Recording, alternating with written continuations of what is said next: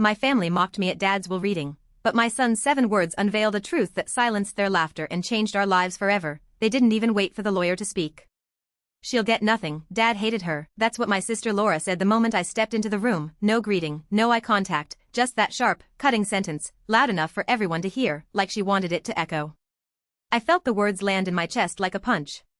My grip on my son Noah's hand tightened, his small fingers curled back around mine, warm and trembling. I forced a smile down at him, thin and shaky, but he knew, he always knew. I hadn't even taken a seat yet, but the message was clear. I wasn't welcome, I wasn't family, I was just a loose end they were here to snip clean. Laura sat at the head of the table, perfectly poised in a gray pantsuit, her dark hair scraped into that tight bun she always wore when she wanted to feel superior. Her lipstick was sharp red, classic Laura, war paint for a battle I didn't know I'd walked into. Then came the voice I dreaded even more, my Uncle Frank, Dad's older brother. He let out a dry laugh, leaned back in his chair, fingers laced behind his head, that smug smirk of his spreading like oil across his face. "Even her kid knows she's worthless," Frank muttered, nodding toward Noah like he wasn't even human. Noah lowered his eyes to the floor. My heart cracked a little deeper. Around the room, a few heads nodded, my cousins, old neighbors, family friends I hadn't seen in years, people who'd long since picked sides, and I wasn't on theirs. I swallowed hard, my throat felt like sandpaper. The air was stale with the smell of dust, leather chairs, and whatever overly sweet perfume Laura had bathed in. I could feel my pulse in my ears, loud, hot, humiliating. I led Noah to the farthest chair at the end of the long mahogany table, away from the pack. The chair creaked when I sat. Noah climbed up beside me, his legs swinging above the floor, his hands folded in his lap like he was trying to disappear. Laura turned her head slowly toward me, and when our eyes met, she smiled, but there was no warmth in it, just pity soaked in poison. "You know this is pointless, right?" my sister Laura said, voice smooth and cold. "Dad rewrote the will, cut you out completely, said you were dead to him." I didn't respond. I couldn't. My tongue sat heavy in my mouth, useless. I just nodded slightly, like I understood, but inside, why did I even come?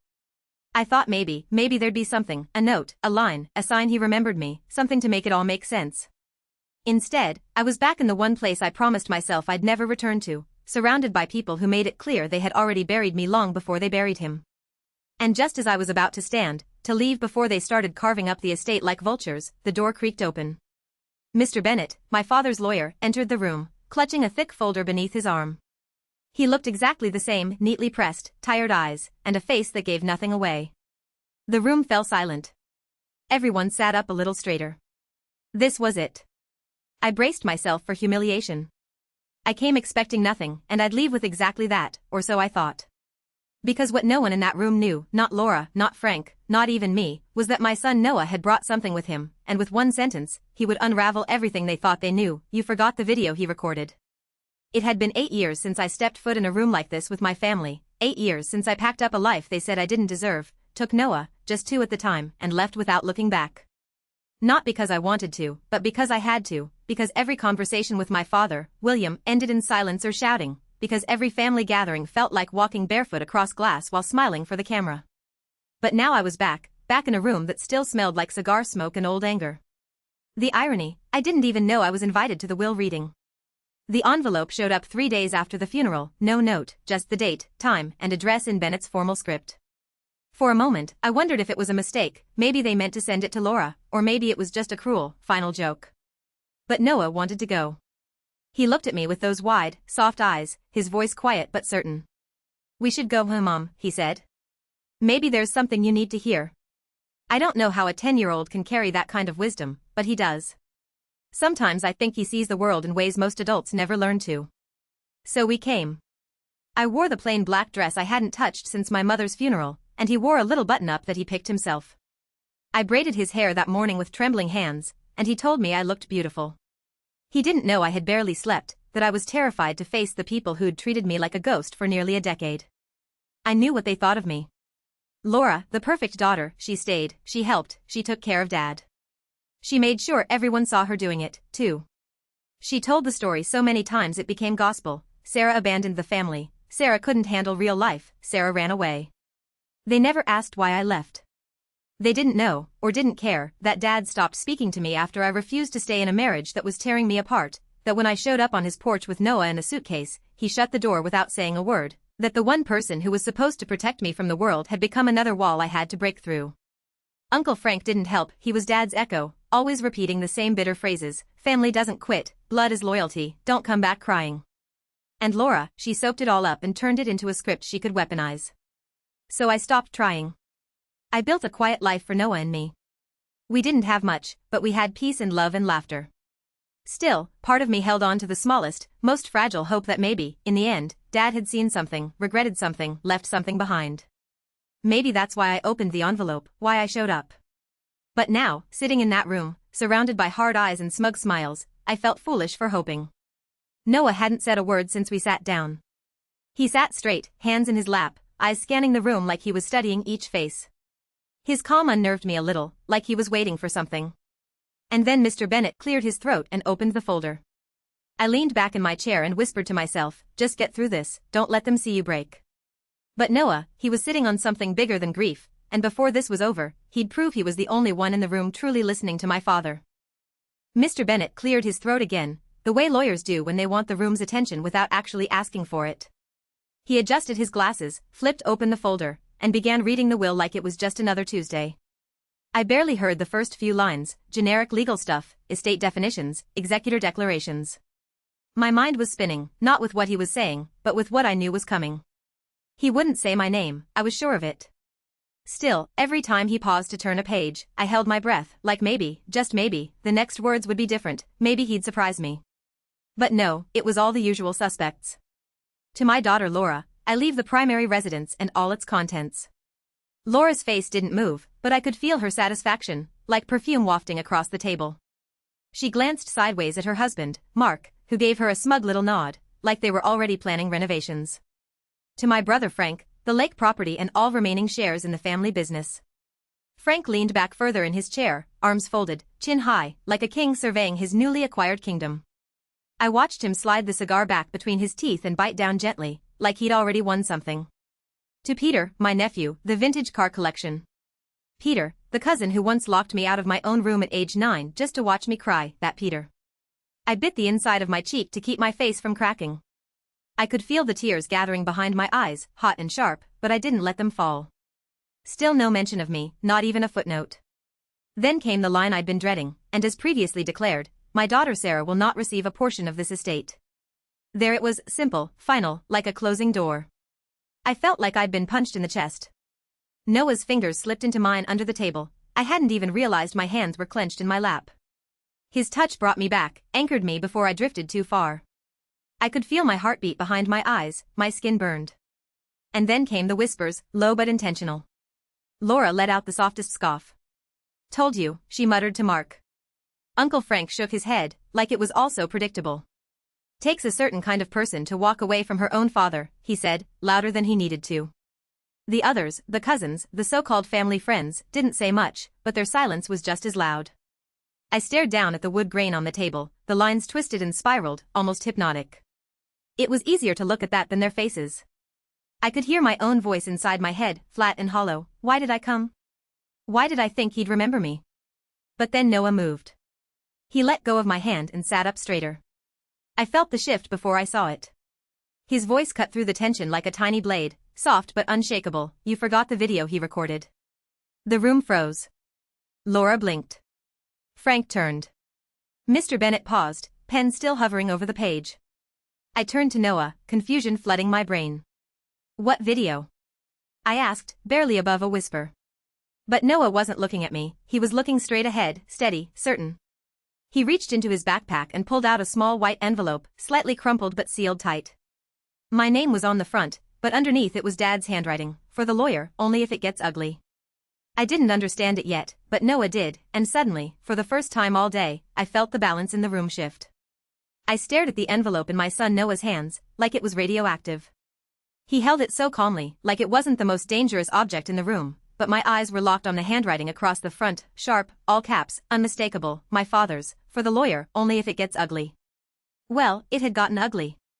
I could barely find my voice. Noah, where did you get that? He looked up at me, his expression soft but steady. Grandpa gave it to me a while ago. He told me to keep it safe. My heart stuttered. He gave it to you? He nodded.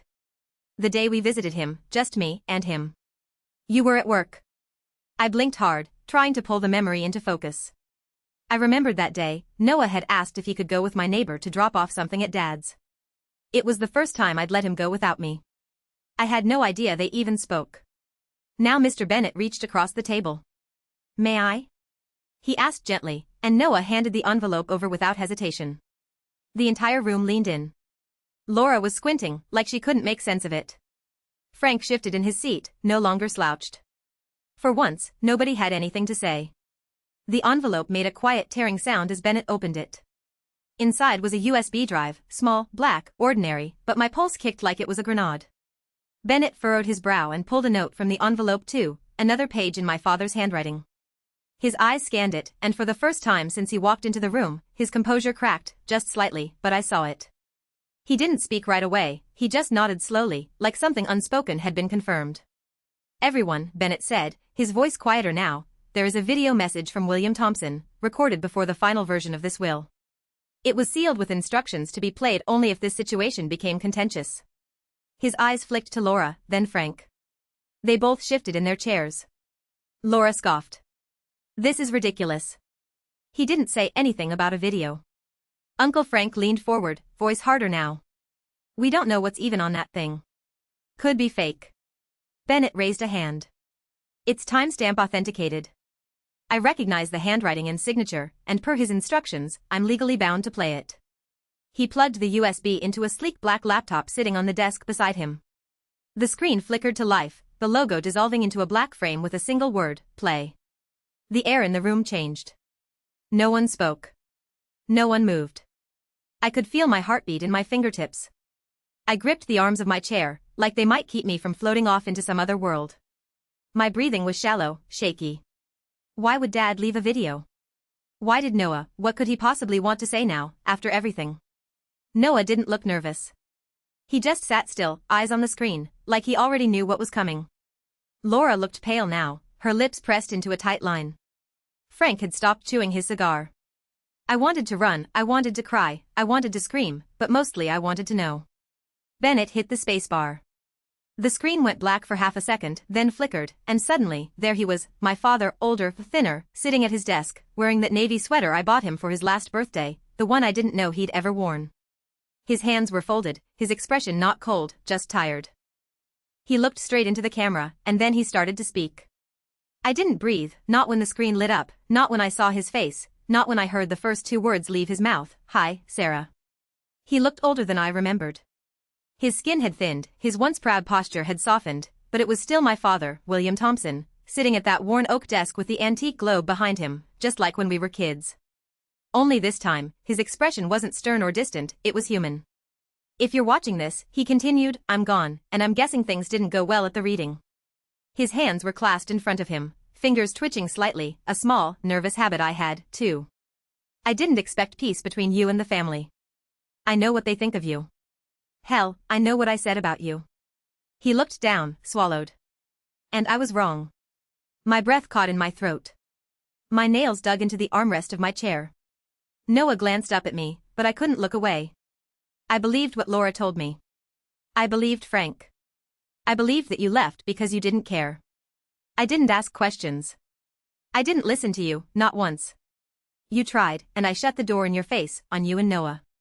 I heard Laura shift in her chair, sharp and uncomfortable. I didn't look at her, I couldn't. Dad's voice cracked, just barely. I thought being strong meant being proud, that if you walked away, it was betrayal. But strength is showing up. It's protecting your child, and you did that. You did what I couldn't. His eyes glistened. My own vision blurred. I met Noah one day when he stopped by, just the two of us. That kid, he didn't say much, but when I asked him about you, he just said, my mom is the safest place in the world. My hand flew to my mouth. I lost you, Sarah. I see that now. I lost my daughter because I couldn't stop being right long enough to love you the way you needed. But I won't let my last act be pushing you away again. He cleared his throat and looked straight into the camera, steady. So I changed the will. There was a collective gasp in the room. Someone's chair creaked, Frank's, maybe. Laura muttered something under her breath, but I couldn't hear it. I could barely hear anything but the sound of my father's voice. I've left the house to you and Noah, the savings, the retirement fund, it's yours, and a college trust for Noah. I know it doesn't fix what I broke, but I want you to have the peace I couldn't give you when I was alive. He paused, then leaned slightly closer to the camera. And if they're angry, let them be angry. You earned this. You lived through all of it and never stopped being a mother. That's more than I ever managed. A lump formed in my throat, so big I could barely breathe. I'm proud of you, and I love you, Sarah. Always did. I just didn't know how to show it. And then, just before the video faded to black, he added quietly, take care of my grandson. Tell him thank you. The screen went dark, no music, no transition, just silence, pure, still, holy silence. Around me, chairs squeaked, someone sniffed, but I didn't move. I sat there, hand over my mouth, tears slipping down my cheeks, feeling like something I didn't even know I was carrying had finally been lifted. After all the years of noise, of blame, of exile, of silence, he heard me. He finally heard me. And in the quiet that followed, no one could take that away. No one spoke when the screen went black, not Laura, not Frank, not the cousins or the family friends who once smiled politely while ignoring the weight I carried. Even Mr. Bennett sat still, his hand frozen above the mouse, as if stopping the video had also stopped time. And maybe, in a way, it had. I don't know how long I sat there. My hand was still over my mouth, my cheeks were wet, but I hadn't noticed the tears falling until I felt Noah's hand slip into mine again. He wasn't crying, he just looked up at me with this small, knowing smile, like he'd been waiting the whole time for the truth to finally find a voice. I leaned down and kissed the top of his head, my heart aching with something too big for words, love, relief, grief, all knotted together. Across the room, Laura stood abruptly. Her chair screeched against the floor. She picked up her bag with shaking hands and walked out without a word, her husband trailing behind, red in the face, mumbling something under his breath. Frank stayed seated longer, jaw clenched, eyes fixed on nothing. When he finally stood, he looked at Bennett, like he wanted to argue, but even he knew there was nothing to fight. My father had spoken, his truth was now unignorable. The others followed, one by one. Some couldn't meet my eyes. A few offered quiet nods, pity or maybe respect, I couldn't tell. Soon, it was just the three of us left. Bennett gently closed the folder and cleared his throat. There will be some paperwork, he said, voice softer than before, but everything's in order. I nodded. I didn't know what to say, what could I say? He gave a small smile, genuine, and left us alone in the room. The silence that followed wasn't the same kind I had grown used to. This silence was peaceful, whole, like something had finally settled into place. I looked at Noah, still holding my hand, still looking at me like I was the strongest person in the world, and maybe, in his eyes, I was. But he was the one who saved me, who carried that envelope like it was just a piece of paper, not the truth that would rewrite everything. We stayed a little longer. I don't know why, maybe I just needed time to breathe, maybe I wanted to sit in the one room where, for the first time in years, I felt like I belonged. I kept hearing Dad's voice in my head, I'm proud of you, 3 words I thought I'd never hear, words I needed more than I ever admitted. I thought about everything I'd carried, years of silence, of being blamed, of being erased, and now, I wasn't erased. I was seen, heard, remembered. I looked at Noah again. Thank you, I whispered. He tilted his head. For what? For being braver than me, I said, for holding on to something that mattered. He smiled. I just wanted you to hear him. And I had, not just in the video, but in the shift that came after, in the peace that filled the room once everyone else had left. That's the thing about truth, it doesn't always come when you want it, but when it does, it changes everything. So, no, I didn't walk out of that room broken. I walked out holding my son's hand, with my father's words still echoing in my chest. I walked out whole. And that silence finally meant something.